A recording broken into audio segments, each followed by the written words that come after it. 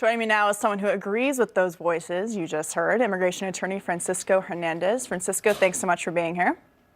Thank you for having me, Ms. Pavlik. So my first question is, why is it that President George W. Bush in 2006 and later on President Obama, why is it that they enjoyed overwhelming bipartisan support to send the National Guard to the border, but yet here we are with President Donald Trump and there seems to be a problem? Actually, they didn't enjoy bipartisan support. On Capitol Hill, they did. Everybody thought it was, well, they did, and everybody thought it was a dumb idea, but it's really a detraction. What happened to DACA and immigration reform? Or let's go back to basics. What happened to building the wall and Mexico paid for it? I even came on this show and I said, all right, if we have to build the wall, okay, let's go. We're going to have to legalize 100,000 Mexicans to build it. But what's going on? Congress, Republican majority, hasn't given President Trump $1 to put the first brick on the border.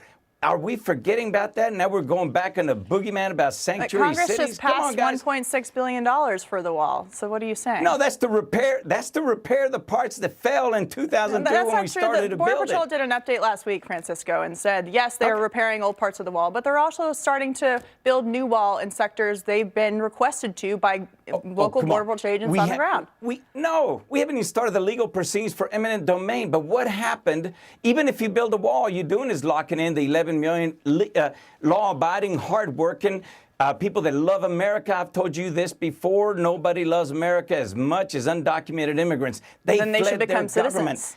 Take the oath. If they could, and that is a very good point, Ms. Pavlik. There's a process. They can. And if you listen to Mr. Hannity's proposal and President Trump's proposal, let's create the system that does not exist now that existed 45 years ago. Let's just take a step back here.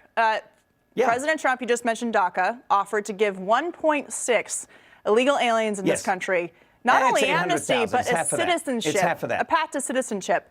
But I want to go back to the main problem here, okay? The administration is arguing what happened to it? The Democrats didn't want it, but I want to go back to the issue at hand in the news. Why do we need the Democrats? It's a Republican majority. The news of the day. It's a Republican majority. The administration is arguing they need border security first to get rid of this magnet of illegal immigration that we keep seeing. 50,000 people crossed the southern border in March after Congress was talking about offering some kind of amnesty.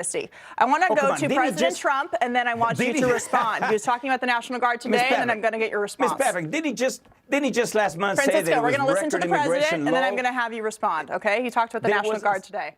But we cannot let people enter our country. We have no idea who they are, what they do, where they came from. We have no idea what their records are. We're working out systems now, and we called out the National Guard, and we're doing a real job. But I'll tell you what, the laws of this country have to be strengthened and toughened up.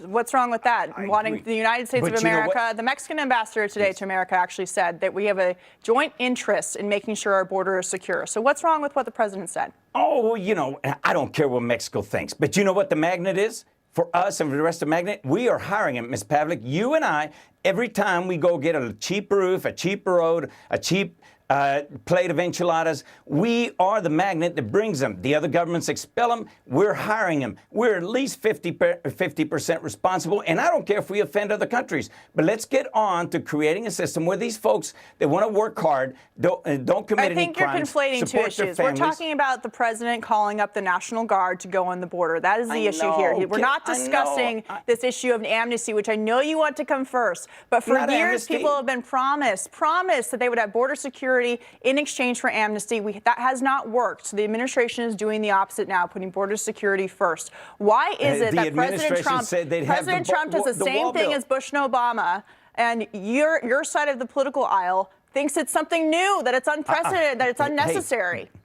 Don't put me on either side of the political aisle. I'm a libertarian. Don't go there. Okay. But listen, both sides are to blame at this because both sides need the boogeyman. The Democrats want to keep on blasting the other side, and Republicans don't want to solve the issue. You and I, Mr. Henry and I have discussed temporary worker visas. What's wrong with that? What's wrong with that is that Americans need jobs first. And we also need a legal system where people follow the law. So, we're out of time, friends. Let's create the system. Francisco, last word. We were out of time. Final thought. Thank you. Okay, Francisco, thank you. Appreciate it.